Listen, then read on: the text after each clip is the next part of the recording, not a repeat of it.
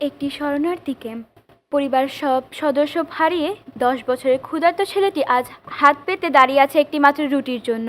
আপনি কি বলতে পারেন ওই ছেলেটার কাছে পুষ্টি শব্দটার আদৌ কোনো গুরুত্ব আছে কিনা? আমি বলছি নেই, কেননা পেটে যখন ক্ষুধা, পুষ্টি তত যোজন যোজন দূরের শব্দ।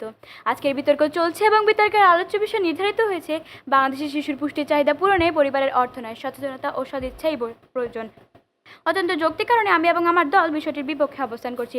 মাননীয় বিচারক মণ্ডলী, পক্ষদলের প্রথম বক্তা বলে গেলেন প্রয়োজন নেই টাকার, শুধু সচেতনতাই প্রয়োজন। মানুষ সচেতন হয়ে কিভাবে পুষ্টিকর খাবার কিনবে যখন তার কাছে কোনো অর্থই থাকবে না? মাননীয় বিচারক মণ্ডলী, পক্ষদলের প্রথম বক্তা আজকের আলোচ্য বিষয়ে সংজ্ঞান করে গিয়েছেন। তাদের সংজ্ঞান যৌক্তিক মনে না হয় আমি পুনরায় সংজ্ঞান করছি। আজকের বিতর্কে যে 4টি বিষয় সংজ্ঞানের দাবি রাখছে সেগুলো হলো: 1. বাংলাদেশের শিশু; 2. শিশুর পুষ্টি চাহিদা; 3. পরিবারের অর্থ; 4. সচেতনতা ও সদিচ্ছা।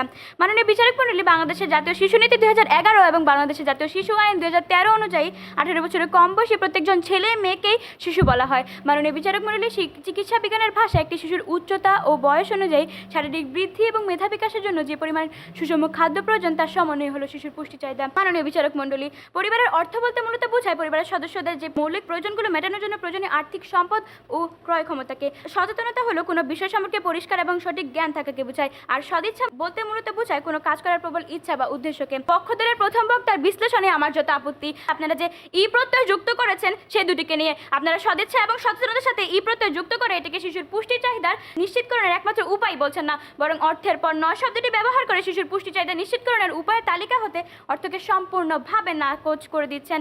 আমি এবং আমার দলের দ্বিতীয় এবং তৃতীয় বক্তা কিছু বিশেষ ক্ষেত্র বিশ্লেষণের মাধ্যমে প্রমাণ করে দিয়ে যাব যে বাংলাদেশের শিশুর পুষ্টি চাহিদা পূরণের জন্য সচেতনতা এবং সদিচ্ছার চেয়ে অর্থনৈতিক সক্ষমতাই বেশি প্রয়োজন।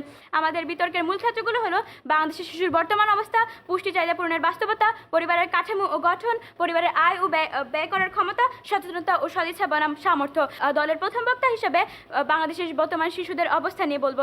মাননীয় বিচারক মণ্ডলী, লক্ষ্য করুন, বাংলাদেশের শিশুরা বিভিন্নভাবে অপুষ্টির শিকার হচ্ছে। বিডিএইচএস এর 2022 থেকে 2023 সাল অনুযায়ী বাংলাদেশের 5 বছরের কম বয়সী শিশুদের প্রায় 24 থেকে 26% শিশুই দীর্ঘমেয়াদী অপুষ্টির শিকার, অর্থাৎ প্রতি 4 জন শিশুর মধ্যে 1 জন শিশু অপুষ্টিতে ভুগছে এবং শিশুর অপুষ্টির হার ছিল 66%। 2006 সালে মাথাপিছু আয় বৃদ্ধি পেয়ে $515 পৌঁছালো ও শিশুর অপুষ্টির হার প্রায় হ্রাস পেয়ে 43% পৌঁছালো। আজ 2026 সালে দাঁড়িয়ে বাংলাদেশের মাথাপিছু আয় $2865 ও অপুষ্টির হার 26%। এই পরিসংখ্যানের মাধ্যমে আমরা বুঝতে পারছি বাংলাদেশের মাথাপিছু আয় যত বৃদ্ধি পাচ্ছে শিশুর অপুষ্টির হারও তত হ্রাস পাচ্ছে। সুতরাং অর্থ এলো মূল ভিত্তি। পরিশেষে বলতে যে বাংলাদেশের শিশুর পুষ্টি চাহিদা পূরণের সচেতনতা ও সদিচ্ছার পাশাপাশি অর্থনৈতিক সক্ষমতা বেশি গুরুত্বপূর্ণ। ধন্যবাদ সবাইকে।